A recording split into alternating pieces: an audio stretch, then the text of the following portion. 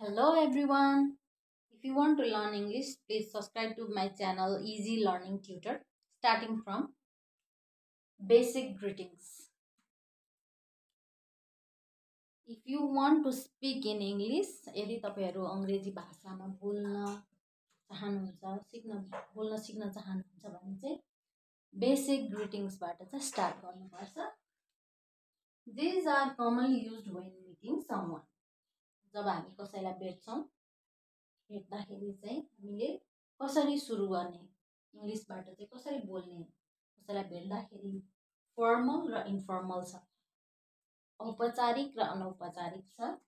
फर्मलमा चाहिँ formal greetings for teachers elders और professional settings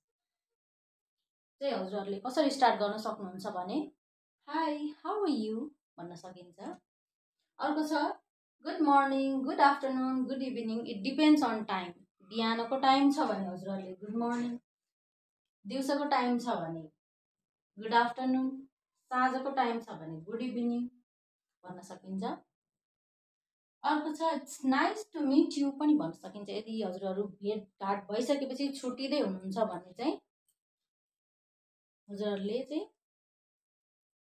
भेट भइसकेपछि चाहिँ it's nice to meet you भनेर पनि भन्न सकिन्छ है अर्को छ हाउ डु यु डु यो चाहिँ एकदमै फर्मल छ हाउ डु यु डु भनेर क्वेशन गर्न सकिन्छ for teachers elders and professional सेटिङमा पनि यो ग्रीटिंग्सहरु चाहिँ प्रयोग हुन्छ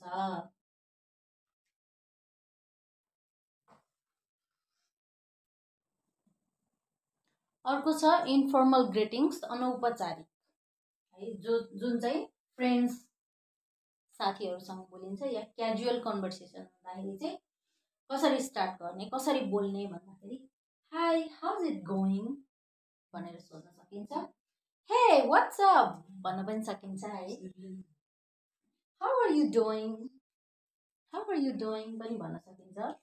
अर्को नाइस टु सी यु पनि भन्न सकिन्छ यो चाहिँ क्याजुअल हो है भनेको अनौपचारिक साथीभाइहरु भेट्दाखेरि या क्याजुअली कन्भर्सेसन हुँदाखेरि चाहिँ हामी यिनीहरु वाक्यहरु चाहिँ प्रयोग गर्न सक्छौं अब यसपछि छ यो क्वेशनहरु गर्दाखेरि चाहिँ कस्तो रेस्पोन्स दिने कसरी चाहिँ हामीले आन्सर फर्काउने कसैले हे व्हाट्स अप भन्दाखेरि कसरी आन्सर दिने र कसैले हाउ आर यु डुइङ भन्दाखेरि कसरी आन्सर दिने भनेर चाहिँ म सुरु गर्दैछु अब छ रेस्पोन्स के भनेर दिने त भन्दाखेरि रेस्पोन्सेस टु ग्रीटिंग्स को लागि के भनेर रेस्पोन्स दिन सकिन्छ I am good thank you how about you how are you भनेर सोध्दाखेरि चाहिँ I am good thank you how about you भन्न सकिन्छ या आई एम डुइङ वेल या नट ब्याड थ्यांक्स भनेर पनि रिप्लाई दिन सकिन्छ यो चाहिँ रेस्पोन्स हो ग्रीटिंग्सको रेस्पोन्स है अर्को छ सिम्पल सेल्फ इन्ट्रोडक्सन आफ्नो परिचय छोटो र मिठो दिँदाखेरि चाहिँ राम्रो हुन्छ है when introducing yourself keep it short and simple छोटो पनि मिठो पनि राम्रो तरिकाले चाहिँ आफ्नो परिचय दिन सक्नुहुन्छ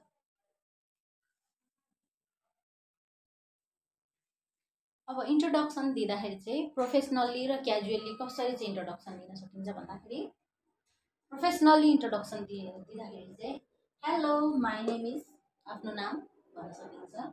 I am from country city which country which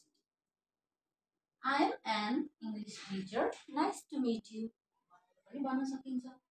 अर्को छ क्याजुअली है हाई आई एम आफ्नो नाम I live in which city? City name. I love teaching and making new friends. भनेर पनि इन्ट्रोडक्सन दिन सकिन्छ अर्को छ हजुरहरुले यसमा हबीज जब स्टडी को बारेमा पनि एड गर्न सकिन्छ है आफ्नो हबीजहरु के छ रिडिङ ट्राभलिङ लिसनिङ म्युजिक हबीजहरु के छ अर्को छ जब स्टडीको बारेमा।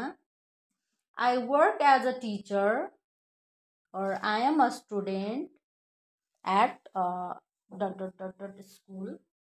त्यसरी पनि आफ्नो इन्ट्रोडक्सन दिन सकिन्छ। आजको लागि यति नै। यदि हजुरहरूलाई केही अरू योभन्दा बढी जान्न मन छ भने चाहिँ कमेन्टमा लेख्नुहोला या सब्सक्राइब पनि गर्न सक्नुहुन्छ च्यानललाई।